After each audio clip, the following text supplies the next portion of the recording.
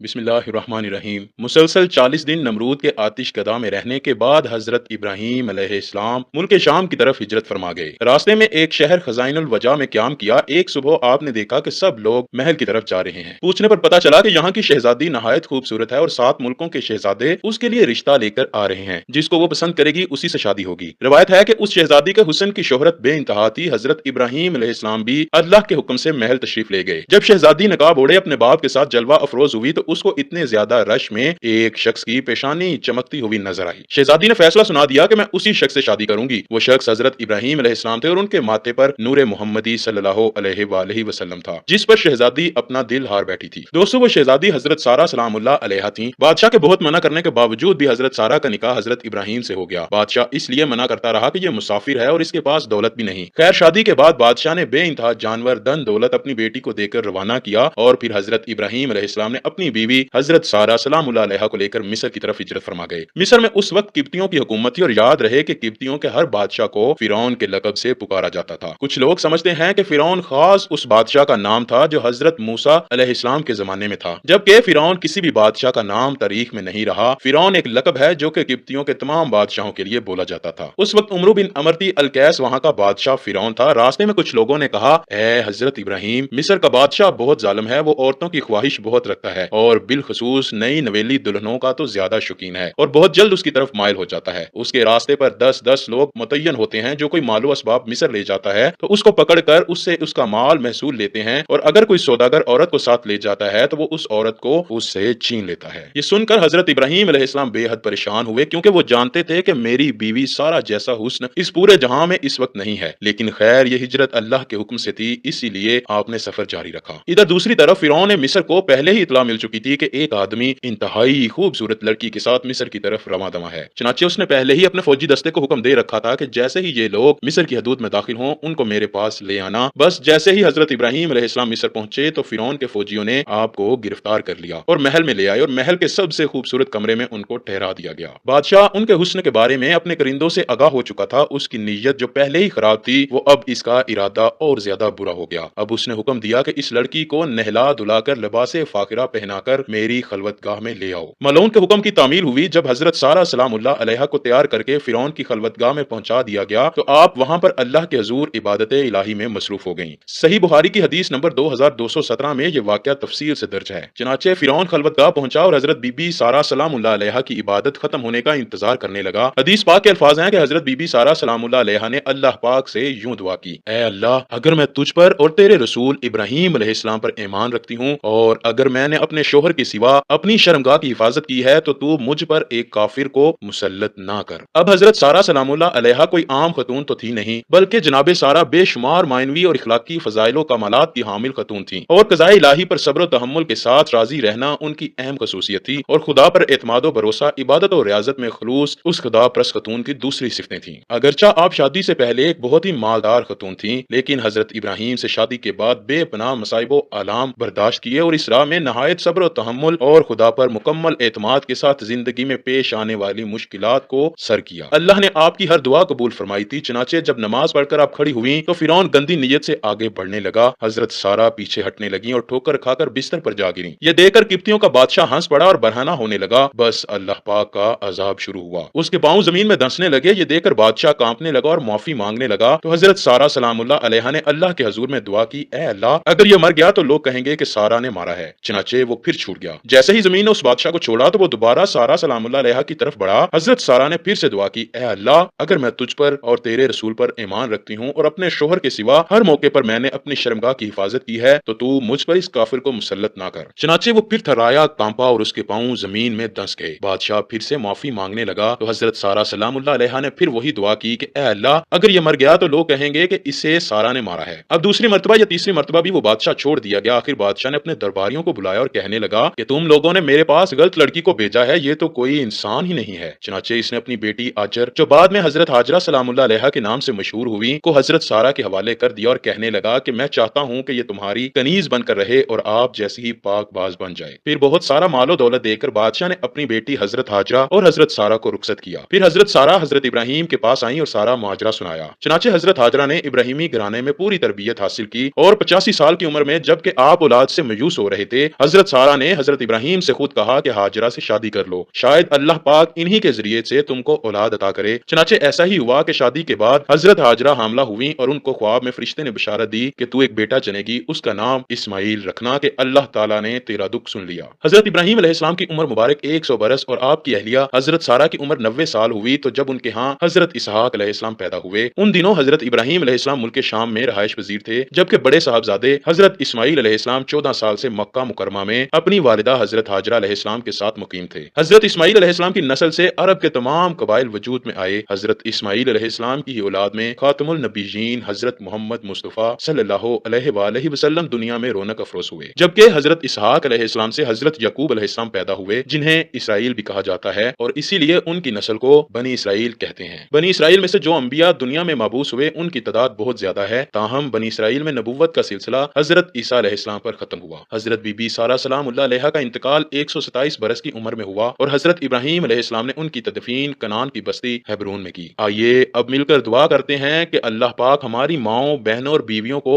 हजरत बीबी सारा सलामुल्लाह अलैहा जैसी पाक दामनी नसीब फरमाए। ऐ अल्लाह पाक हमारे गुनाहों को माफ फरमा दे और हम पर वो बोझ ना डाल कि जिसको उठाने की सकत हम में नहीं। है अल्लाह पाक नबी पाक सल्लल्लाहु अलैहि वसल्लम और उनकी आल पाक के सदके में हमारी दुआ कबूल फरमा ले। कमेंट सेक्शन में आमीन लिखना मत भूलिएगा।